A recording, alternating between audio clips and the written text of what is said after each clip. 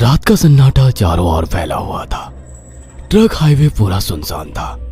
चारों ओर ठंड से हाड़ कपा देने वाली ठंड चल रही थी। हाईवे के चारों ओर घना जंगल था। उसी हाईवे पर एक मर्सिडीज दौड़ रही थी। उसमें 3 लोग सवार थे, राहुल, निधि और उनकी 10 साल की बेटी तानिया। राहुल अपने दोस्त सैफ के घर ईद की पार्टी में शामिल होने के लिए गया था और पार्टी करके घर लौट रहा था। निधि ने मुस्कुराकर ड्राइव करते हुए राहुल से कहा, कुछ भी कहो राहुल, आज तो ईद की पार्टी में मजा आ गया। हाँ, मेरा दोस्त बहुत ही बिंदास और हंसी मजाक करने वाला व्यक्ति है। मैंने देखा उसके घर पर शहर की एक से एक बड़ी हस्ती थी, मगर फिर भी वो उन सबको इग्नोर करके हमें इम्पोर्टेंस दे रहा था। हाँ, देगा क्यों नहीं, आखिर मेरा दोस्त जो है।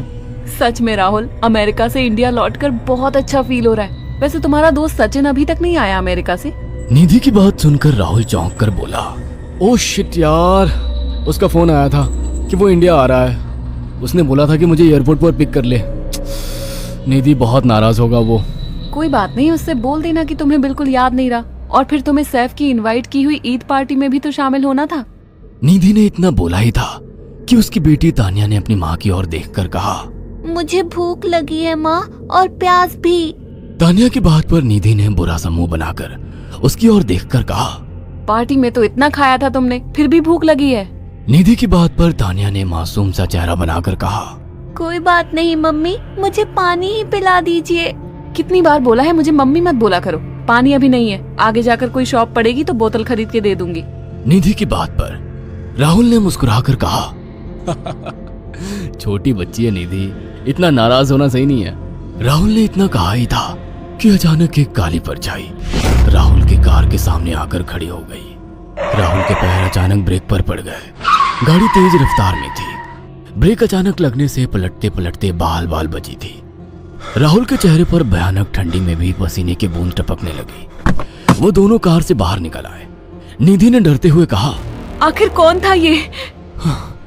ऐसा लगा जैसे कि कोई भयानक काली परछाई मेरे कार के सामने आकर खड़ी हो गई हो। वह दोनों काली रात के सन्नाटे में इधर उधर देखने लगे। तभी निधि को एक घने पेड़ के पास 2 चमकीली हुई आंखें दिखाई दी। उसकी आंखें बिल्कुल भेड़ियों की तरह लग रही थी। निधि ने चीखते हुए राहुल से कहा, राहुल देखो कौन है वो, जल्दी से गाड़ी में बैठो, मुझे बहुत डर लग रहा है। राहुल ने उस तरफ देखा तो उसके रोंगटे खड़े हो गए। वो दोनों गाड़ी के अंदर बैठने ही वाले कि अचानक एक अजीब सा चेहरा वाला भयानक सा आदमी बिजली की रफ्तार से उनके सामने आकर खड़ा हो गया। राहुल ने देखा कि उसका चेहरा बिल्कुल सड़ा हुआ था और उसकी आंखें भेड़िए की तरह चमक रही थी। उसके लंबे लंबे बाल उसके कंधे तक आ रहे थे और उसके दांत भेड़िए की तरह बाहर की ओर निकल रहे थे। हाथों की जगह नुकीले पंजे थे।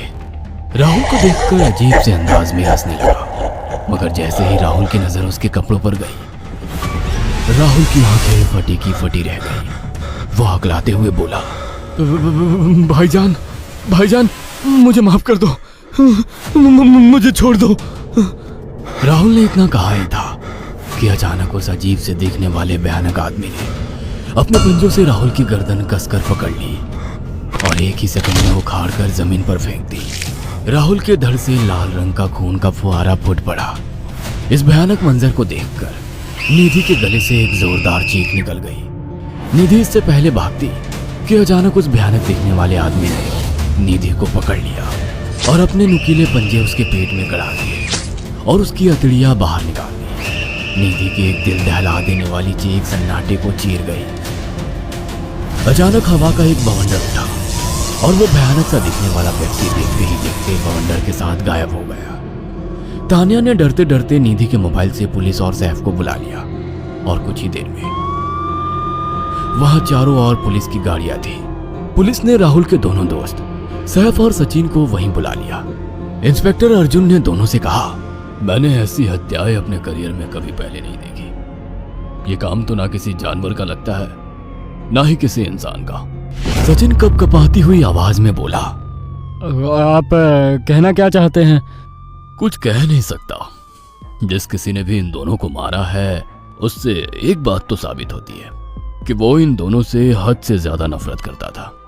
अब सारी सच्चाई तो ये बच्ची ही बता सकती है।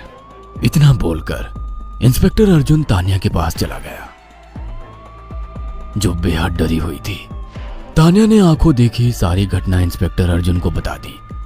तान्या की बात सुनकर इंस्पेक्टर अर्जुन कंफ्यूज चेहरा लेकर मोबाइल पर किसी से बात करने लगे। सचिन इंस्पेक्टर के पास आ गया और सैफ भी डरता हुआ इंस्पेक्टर अर्जुन के पास आकर बोला, क्या हुआ इंस्पेक्टर? तान्या ने क्या बताया? उसने जो बताया वो काबिल यकीन नहीं है। उसकी बात पर किसी भी तरह से यकीन नहीं किया जा सकता। फिर भी कुछ तो बताया इंस्पेक्टर। हाँ, उस बच्ची के मुताबिक एक भूत ने निधि और राहुल को बड़ी बेदर्दी से मारा है। इंस्पेक्टर की बात सुनकर दोनों बुरी तरह से चौंक गए। क्या मतलब है इस बात का? बच्ची बेहद डरी हुई है। हम आगे की तफ्तीश जारी रखेंगे। निधि और राहुल तो चले गए, अब तान्या को मैं रख लूंगा। नहीं नहीं, राहुल मेरा अच्छा दोस्त था। तान्या अब मेरे साथ रहेगी। देखिए, बच्ची के माँ बाप अब इस दुनिया में नहीं है और आप दोनों भी शादीशुदा है। मुझे नहीं लगता कि आप दोनों बच्ची की सही से देखभाल कर सकते हैं। मेरी कोई औलाद नहीं है। मैंने अपनी पत्नी को फोन कर दिया है, वो भी IPS ऑफिसर है। ये बच्ची आज से मेरे साथ रहेगी। उसका मासूम चेहरा मेरे दिल में उतर गया है। अब तुम दोनों जा सकते हो। पूछताछ के लिए मैं जब भी तुम्हें बुलाऊं तुम दोनों आ जाना। इंस्पेक्टर ने ये बात बोली ही थी कि अचानक वहां पर मौसम बदल गया। चारों ओर काली घटाएं छा गई और एक भयानक बवंडर उठा और देखते ही देखते सब पुलिस वालों के सामने वो भयानक चेहरे वाला आकार सबके सामने खड़ा हो गया। उसको देखकर सबके रोंगटे खड़े हो गए। देखते ही देखते उसने अपने भयानक पंजे सैफ की आंखों में डालकर उसकी आंखें निकाल ली। सैफ ने चीखते हुए वहीं दम तोड़ दिया। उस भयानक आदमी को देखकर सचिन उसके पैरों पर गिर गया। तुम तो भाईजान से कपड़े पहने हो। मैं समझ गया, तुम भाईजान हो। मुझे माफ कर दो भाईजान, मुझे यहाँ से जाने दो। मैंने कुछ नहीं किया था। वो भयानक चेहरे वाला गुर्राते हुए बोला, बता इन सबको कि ये सब इतनी भयानक मौत क्यों मरे। सचिन दौड़ता हुआ इंस्पेक्टर अर्जुन के पास गया और बोला, मैं जानता हूँ इसने इन तीनों को क्यों मारा। इसका नाम भाईजान था। जब ये जिंदा था ये किसी का भाई किसी की जान था। बहुत साल पहले ये हम सबका बहुत अच्छा गहरा दोस्त और बिजनेस पार्टनर था। ये सबकी बहुत मदद किया करता था। इसकी प्यारी सी बेटी थी तान्या, जो इस वक्त कार के अंदर बैठी हुई है। ये इसी की बेटी है। भाईजान अपने सारे पैसों से एक बहुत बड़ा हॉस्पिटल खोलना चाहता था जिससे गरीबों का मुफ्त इलाज किया जा सके, मगर हम तीनों इसके लिए तैयार नहीं थे। हमारी नीयत उसकी दौलत पर खराब थी और एक दिन हम सब धोखे से ईद के दिन भाईजान को यहाँ ले आए और इसे मारकर फेंक दिया। तो फिर तुम सबने इसकी बेटी को क्यों जिंदा छोड़ दिया? हमें बाद में पता लगा कि भाईजान ने सारी जायदाद अपनी बेटी के नाम कर दी है, इसीलिए हमने भाईजान की पत्नी को भी मार दिया। और तान्या का तुम 18 साल की उम्र पूरी करने का इंतजार कर रहे थे ताकि सारी जायदाद अपने नाम करा सको और बाद में उसे भी ठिकाने लगा सको। इसी के लिए तुम दोनों इस मासूम बच्ची को अपने साथ रखने की जिद कर रहे थे। जी, आपने बिल्कुल सही कहा। हम तान्या को भी इसी जगह लाकर मार देते। सचिन की बात सुनकर इंस्पेक्टर अर्जुन की आंखों में खून उतर आया। इंस्पेक्टर अर्जुन के कुछ कहने से पहले ही भाईजान बिजली की रफ्तार से इंस्पेक्टर अर्जुन की आंखों के सामने से सचिन को पकड़कर ले गया और उसके शरीर के टुकड़े टुकड़े कर दिए और हवा में उठे एक तेज बवंडर के साथ गायब हो गया। सारी घटना इंस्पेक्टर अर्जुन की आंखों के सामने हुई थी।